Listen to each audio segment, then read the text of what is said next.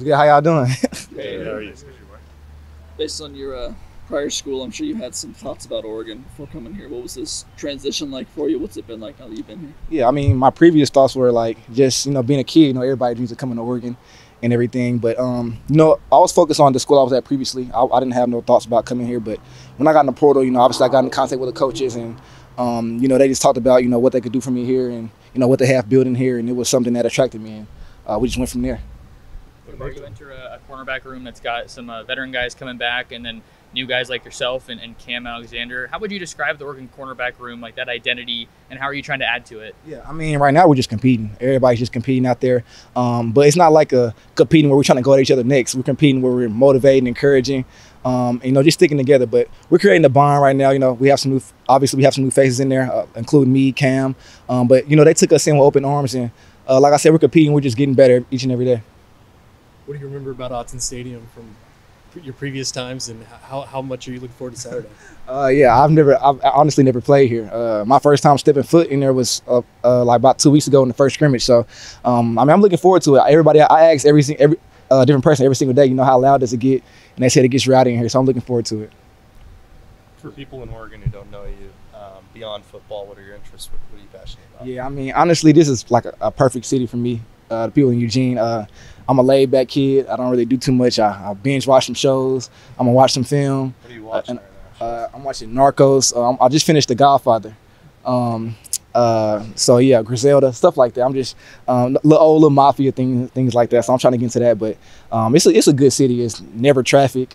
It's perfect for me. Especially being from Dallas.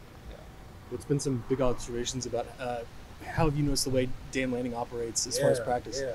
It's physical. It's super physical. I've never played for a defensive head coach, so that's kind of cool. He's really hands-on. I sometimes catch him watching like the corners individuals, like just watching, giving us tips and things like that. But it's great. It's real physical.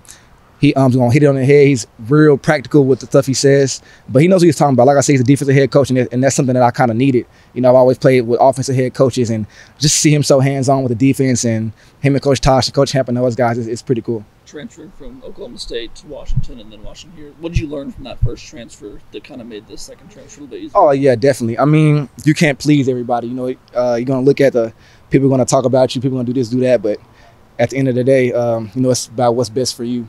So I kind of had some blinders on this last time, knowing that this decision was going to be pretty tough.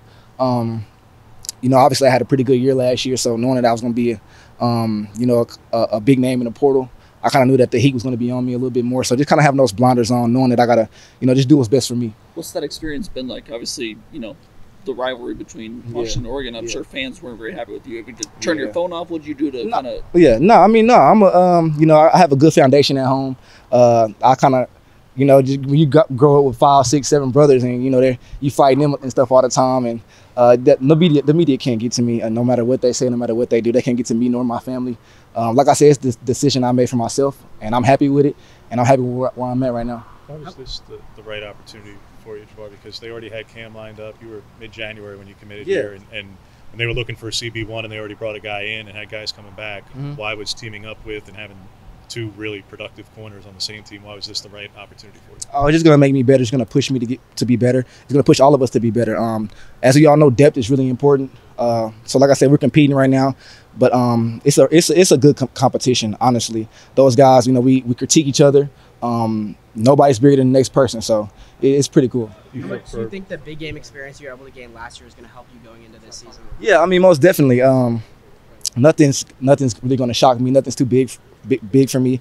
Even these guys in here, we when I was at UW, we battled a little bit in some pretty big games. So I think it's a pretty mature team, and I think we will be ready for any moment. Do you prefer field or boundary? Oh, I don't care. It don't matter to me. You mentioned your brothers. Did you guys grow up playing football together? Oh man, brothers, cousins, all of that. I got about 60 first cousins.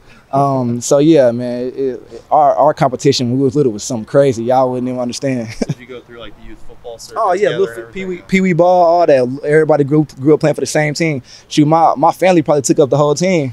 Yeah. A team, B team, flag, all that. What was the team name? The Soto Cowboys. Okay. Yeah. You had some pretty good wide receivers at the last spot you were at, and there's a lot of excitement around guys like Evan and Tez here. What have you seen from the Oregon wideouts, and anybody you really like going up against? Yeah, I mean, since I've been here, I've kind of been matched up with Evan a lot, and that's been great. You know, you see the flashes with Evan. Evan's a hell of a player.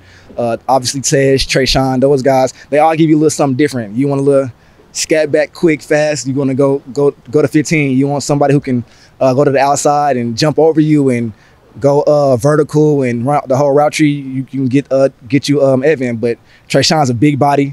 I feel like, you know, 3rd and 8, 3rd and 7 with them quick slants and those hitches and stuff like that. You go to Trayshawn, so it's pretty cool, man. It's some good work all the way across the board. Is there any extra competition between you and Evan because you guys are wearing the same number? Nah, man, we just go out there and compete every single day. I mean, I pretty much know that I'm gonna be matched up with him, so it's cool to get some work like that. Just knowing that you're going to get some of the top guys in the country. Who'd you pick off on Saturday? I don't remember. Where you've obviously made a pretty big name for yourself with your body of work. You come to Eugene for one last ride. What's the next step for you? What are you hoping to accomplish this year? Yeah, honestly, man, I was just talking to my dad about that the other day. He kind of preaches to me right now, picks, not PBUs.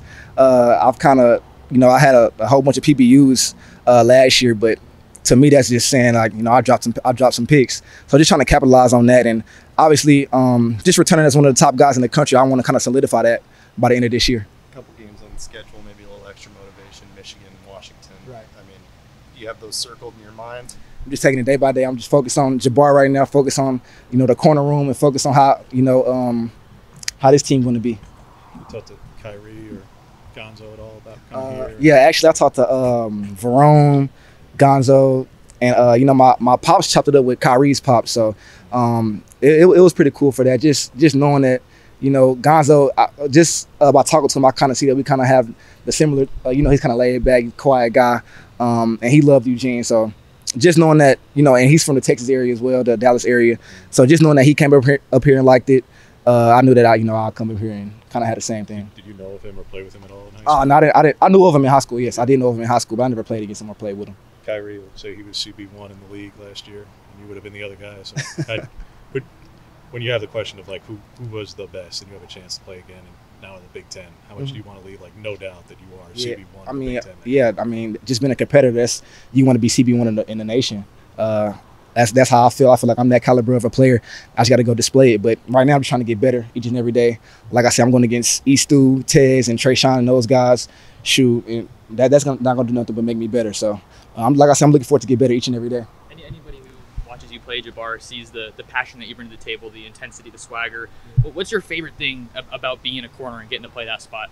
I mean, yeah, it's just it's really like all eyes on you, honestly. You know, if you mess up, it's on you.